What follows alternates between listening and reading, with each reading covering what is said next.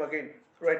Why do we need to understand these some of the tenses in comparative way is very simple that some of the things we cannot understand in individuality, and if we want to make our minds on advanced level, what we need to do is we need to understand the things in comparison. Okay, this thing is used in this way, this thing is used in this way. Apple is apple, oranges are oranges, and we need to understand the differences of apples and oranges.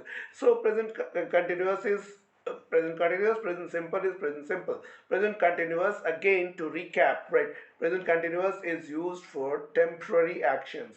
Like you can say, I am reading a novel nowadays.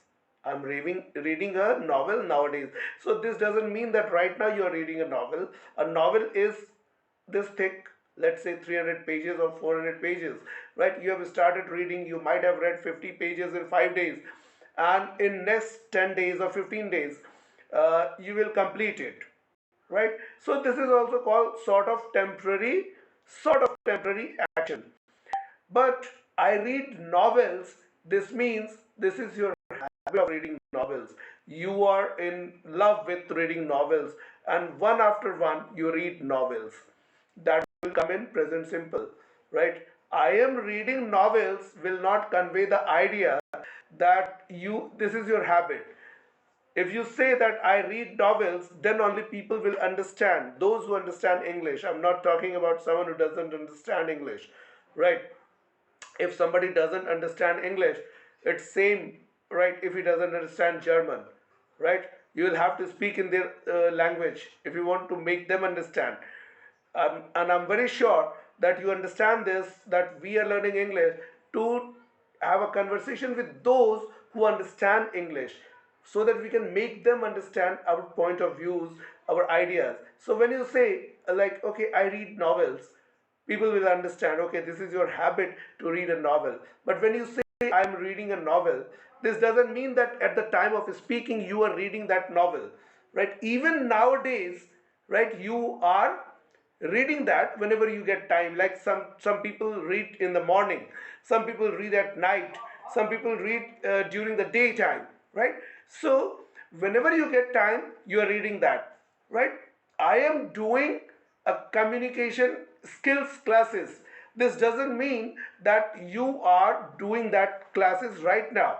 Right now it could be possible that you are sitting with a friend in a cafe and sipping a hot cup of coffee of Starbucks, right? So that's a different issue.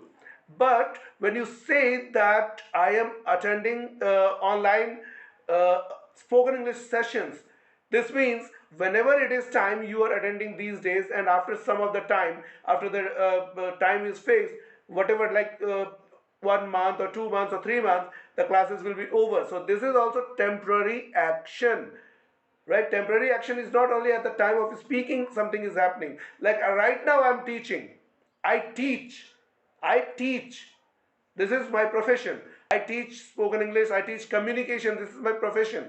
But when I say I am teaching English, I'm teaching online English, doesn't mean that right now I am teaching. I could be in the middle of some course also. I am taking up a course of how to do seminars. So I am taking up a course. So there is a permanent, not permanent situation.